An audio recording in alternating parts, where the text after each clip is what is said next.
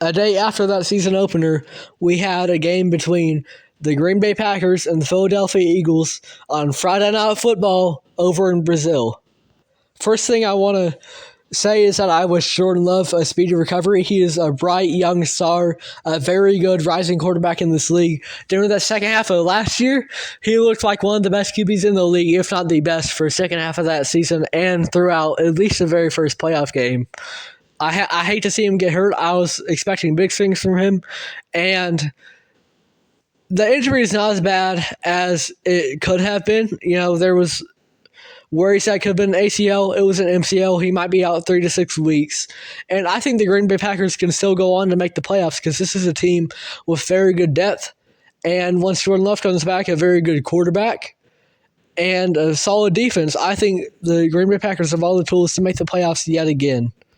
Jayden Reed had a really good game. I think this was his coming out party because last year the Packers kind of did a little bit of wide receiver by committee. Jayden Reed had a really solid rookie year, but overall it was spread out between him, Romeo Dobbs, Christian Watson, and a couple others. And that's okay because you have a lot of guys who can be a good threat on the offensive end. But now to have a solidified wide receiver one, I think Jayden Reed being that is going to be great for them.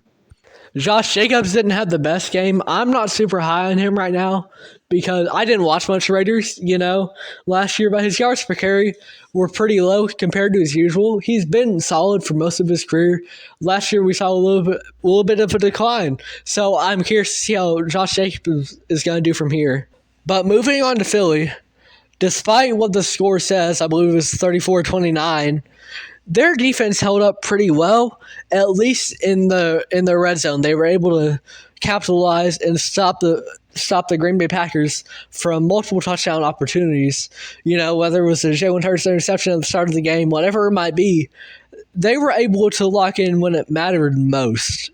Moving on to the offensive end for the Eagles, obviously Saquon Barkley had a really good game. He had 3 total touchdowns, the most by a debuting Eagles skill position player in history. And there was a chance he could have got a 4th, and so that would have gave him the record. The main issue with Saquon has always been just injuries, but I think he has the best supporting cast he's ever had right now over for Philly. So I think that he'll be able to have a little bit less of a load maybe, and with that, he won't have to deal with injuries because he's got other guys that can pick up the slack, like A.J. Brown, like Devontae Smith, or Jahan Dotson. And Philly, their bread and butter might be the run game because Saquon is just so great. But they've got a good quarterback too, Jalen Hurts. He didn't have the best game here. He looks a little bit rusty, coming off a bad wild card exit. Philly definitely collapsed at the end of last year. They were 10-1, and up to that point in NFL history, no team had ever started off 10-1 and failed to win 12 games, and that's what they did. And then they lost in the wild card round to Tampa Bay. However, I think Philly, they've got new coordinators. They've got actual experienced coordinators. They've kept Sirianni around. That's good for continuity at the very least.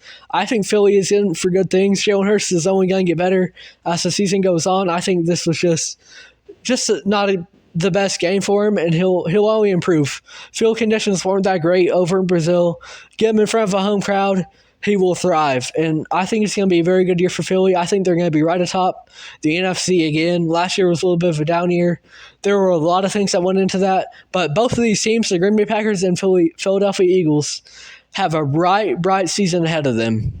If you enjoyed this video, it would be great if you could find it in you to like, subscribe, maybe check out the full podcast on Spotify. Follow us on there. Follow us on Instagram. I know realistically this podcast isn't going to go anywhere ultimately, whether it's via the segments on YouTube or the entire podcast itself. But I want to get into the sports broadcasting business. I want to be able to promote thought-provoking discussions about the NBA, and I would love to do it via State of the Association. Thank you if you made it all the way through.